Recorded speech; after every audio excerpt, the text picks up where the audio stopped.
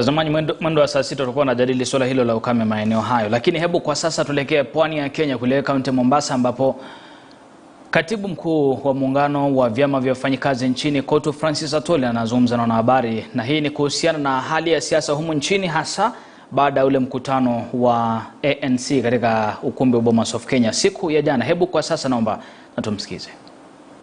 Me and indeed to many Kenyans that weekly MUSALIA Mudavadi suffers from Samson's complex. This is where, like Samson in the Bible, one becomes so bitter about their inability not to change circumstances around them, and thus result in self-destruction, self-hate, self-inability, and self-immobilization. As the Secretary General of the Central Organization of Trade Unions in Kenya, which equally sponsored me to be #1 in the large East African Trade Union Federation, the organization that equally made me to be elected as a spokesperson for the Organization of the African Trade Union Unit, Pan-Africa, working closely with the African Union, a position I don't think, even if Mudavadi did visit Aluya Muganga, would be able to achieve that particular position. And our organization is respected globally, and I would like to strongly warn Kenyans at this particular juncture that, like Samson in the Bible, Mudavadi is in the business of bringing down his small house to cause total destruction to both his supporters and opponents. This explains why he was dragging my name and that of the Central Organization of Trade Unions Kenya in his speech that was not written by him. For anybody who has been listening to what William Samoei Ruto has been talking about me, about Raila Amolo Odinga, about President Uhuru Kenyatta, that is the exactly person who crafted MUSALIA's speech. That was not him. He has over the years displayed himself as a humble person who doesn't want to attack others. So that was an imported language into his own mouth, and properly orchestrated by our arch enemies, the speech that Kenyans were treated to yesterday.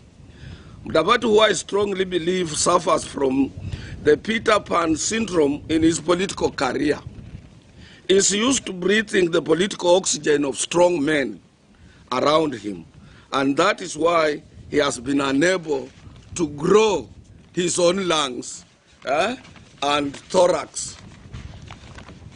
Because if you are used to breathing some borrowed air, like the air here, I breathe very well-known air like ozone air. And then when you are on your own, you are on high altitude, then you cannot be able to grow your lungs and be a person who is healthy. This has made him not to, this has made Mudavadi not to breathe independently of strong men. In other words, this has made him not to be himself, or in a language understandable to the environment, says that Mudavadi cannot drive alone without being driven by other people or close friends.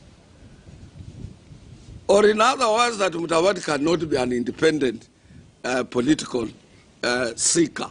He cannot seek for a position as Wycliffe MUSALIA Mudavadi. For instance, in the 90s, Mudavadi survived from the political oxygen of the late President Moi.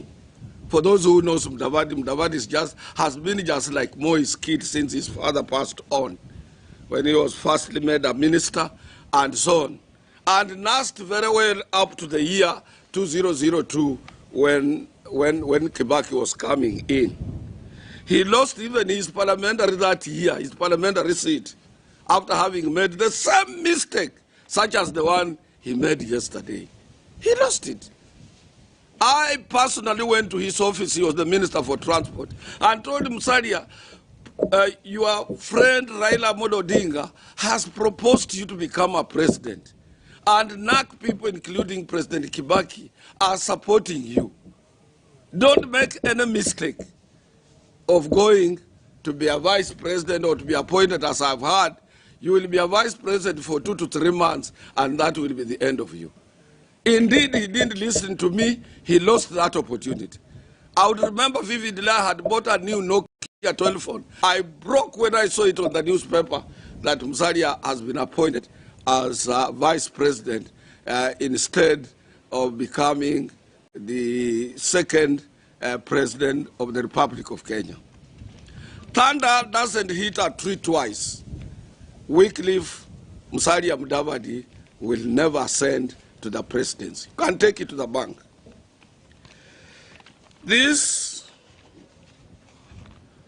was shocking considering at a time President Moi left politics, Mudavadi was a shining star at that particular time, a star that he has never been able to recapture.